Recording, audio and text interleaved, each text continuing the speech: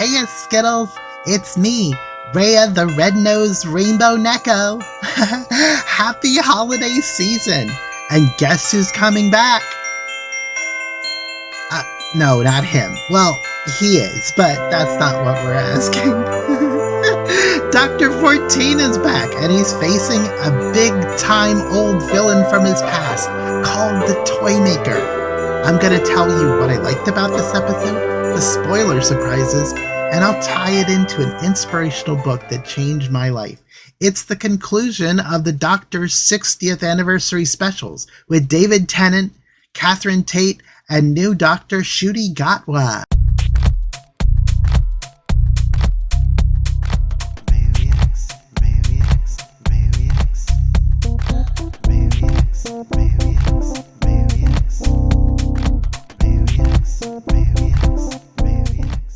When I was a young rainbow, I was recommended a wonderful book, Finite and Infinite Games by James P. Carse. The premise was simple. There are at least two kinds of games. One could be called finite, the other infinite. A finite game has a beginning and an end. It is played with boundaries or rules of play, and are played to establish the winner. All participants in the game enter into the game willfully. The winner is agreed upon by the participants in the game according to the rules.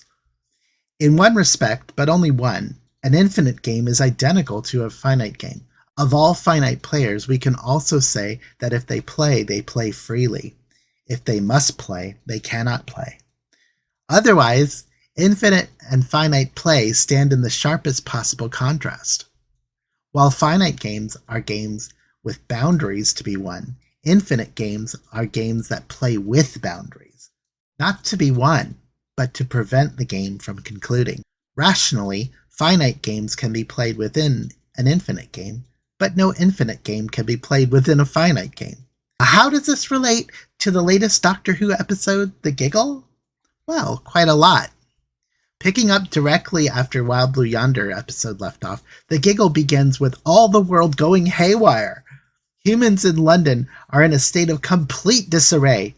The UK's Alien Defence Group unit collects the Doctor and asks him a difficult question. I fought them all. Robots and insects and yetis and clones, but what do we do this time, Doctor? How do we fight the human race? I'll tell you what's happening, but that calls for a spoiler alert! So if you haven't watched the latest 60th anniversary episode on BBC or on Disney+, what are you waiting for? Don't have me spoil it! Go see it for yourself! Alonzi!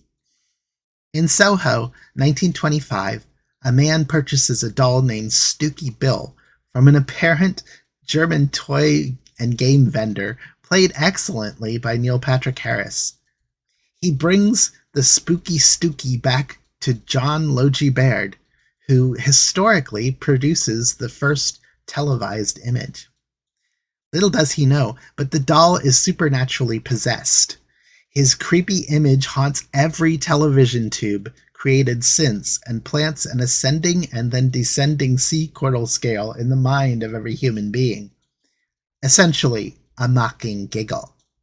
Once it infects every human mind, the Toymaker begins his finite game of taking over the human race and the world. He uses the giggle to pit humans against each other in a constant game of paranoid competition and obsession over themselves being right. So UNIT dispatches a super weapon to try to destroy the satellite transmitting the Giggle virus throughout the media world. This kind of comments on the destructive, human divisive politics we see in media every day. We focus so strongly on winning our finite games that often we lose ourselves in the drama of proving our point and achieving our goals with serious vigilance. Although it may be evident in theory that whoever plays a finite game plays freely, it is often the case that finite players will be unaware of this absolute freedom and will come to think that whatever they do, they must do. Carse contends that a finite player plays to win at all costs, but the infinite player plays their finite games with a sense of playfulness and wonder, enjoying the theatrical nature of the game. They are not stuck in trying to continually win. Infinite players continue their play in expectation of being surprised. In the Giggle, the Doctor contends that the toy maker is able to change the nature of physics to serve the game. However, he is still playing a finite game. He seeks a title, what all finite games bestow on their winning players. He dominates the playing field, reducing bullets and humans to various confetti and trivial objects.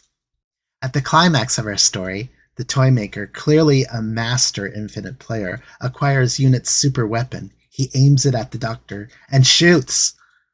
We see Dr. 14 start to die and regenerate as the Doctor has done countless times before.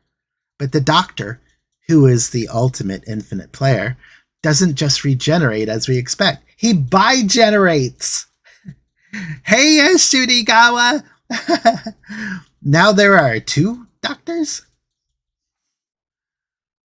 Infinite games have many horizons that we might not see, but that is the beauty of infinite playing. We are constantly surprised how life finds a way. I love this idea. Some may think that this is a game changer in destroying the Doctor Who canon with regards to generation, but Doctor Who hasn't ever been a finite story. It changes with time, allowing new conclusions and expanding its canon from the first regeneration in 1966.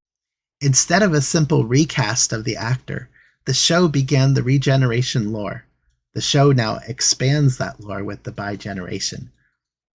Like an infinite game, it expands the horizon of the lore, making for much more continuance of play. Anyway, back to the story. The 2 Doctors both challenge the toy maker to a game of catch, what was the original finite game. To an extent where the Doctors tire out the toy maker and win, he is wished away and secured by Unit. In his book, Carson invites us to be infinite players. We can play finite games, but only playfully, and in order to continue our infinite play.